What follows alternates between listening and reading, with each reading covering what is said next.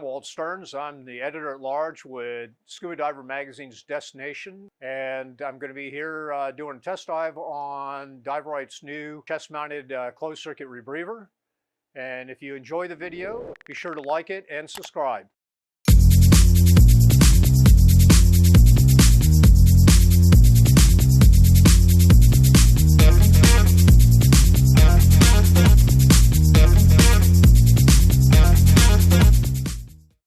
What possessed you to go with a chest mount? We started with a back mount with over-the-shoulder lungs, and then went to back-mounted lungs.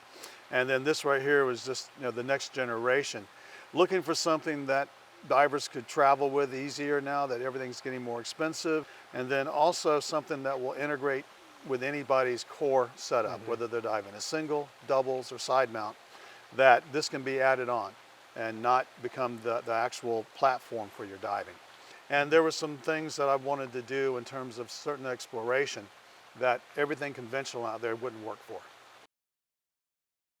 My own experience with diving rebreathers began as far back as 2003, which I learned on a Inspiration Classic, and then a few years after that jumped to a manually controlled KISS rebreather, and I've been diving those for quite a bit. And in between, I've done some tri-dives with the Poseidon and the Prism 2.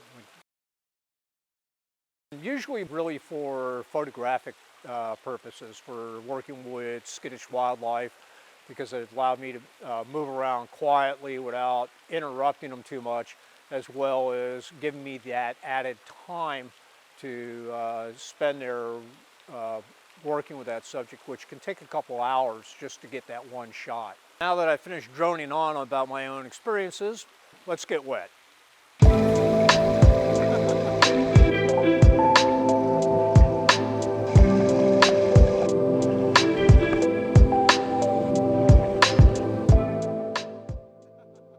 In order to put this unit on, there's two clips up here. They can be adjusted for height, usually higher than what you would normally have a set of D-rings, so a second set's always better. That right there is perfect. And then you've got a D-ring here. Yep. And here. Yep. To be able to tie in the bottom.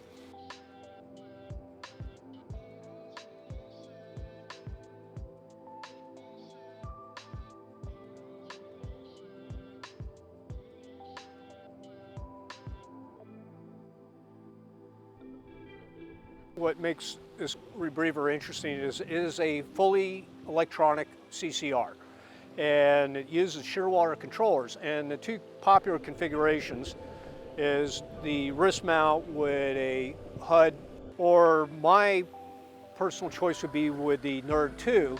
That way you have all the information right there below your eye. A few things that Lamar ran me through, such as where the manual oxygen ad and dill ad, as far as getting familiar with the shut-off valves, playing around with that a bit. After did that, I kind of swam around for a while in the regular prone position, even kind of rolled over on my back and on my side. I wanted to see how the breathing characteristics changed from one position to another. One of the things I was surprised at is the work of breathing, especially in a prone position, as chest mounts are notorious for being difficult on the exhalation. Breathing is going to be a little different than what you're used to if you're used to a back mounted or over the shoulder. Everything, like I said, is a compromise. During this dive, I'm wearing somebody else's equipment. I'm not totally comfortable in it, but at the same time, I felt comfortable enough where I can function well enough to handle my own camera, shoot some pictures of Lamar and Jared as they're swimming around with it. During the dive itself, I was actually turning in my head what I can do to personalize the rig to make it fit more to me, because that is one of the things that Lamar stressed, the way this can be configured so you can dive it more comfortably. The clips I really liked. I like that idea and the fact that it's using a 4-point attachment area, 2 up on the shoulders, 2 more at the waist, makes it very easy to take on and off, in or out of the water. And looking at it, if I were to go without the oxygen bottle there, this thing would be just super light, just a click, click, click, and off I go. Dislikes, it's, that to me is a very personal type thing. I'd have to get a little more accustomed to something being in front of me because I normally don't have anything encumbering my front. Bottom line is you can't get something straight out of a box and have it work for you the way you want it. Everything always has to be adjusted. When I'm in really shallow water, even at a set point of 0.5, it just keeps wanting to drive more oxygen in there than what I'm metabolizing, so I'm constantly burping off gas. Once I got below 30 feet, it was in a happier zone, and then everything worked the way it was supposed to. So it was an interesting piece of equipment, but it was definitely one of those, it got me intrigued. I'll put it that way. I see it with a whole realm of possibilities.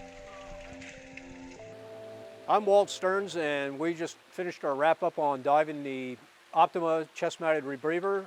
Do you dive a rebreather, or are you thinking about getting a rebreather? We invite your comments on Scuba Diver's comment section. Hope you like this video. Be sure to hit the like button if you do, and subscribe to see other videos down the road.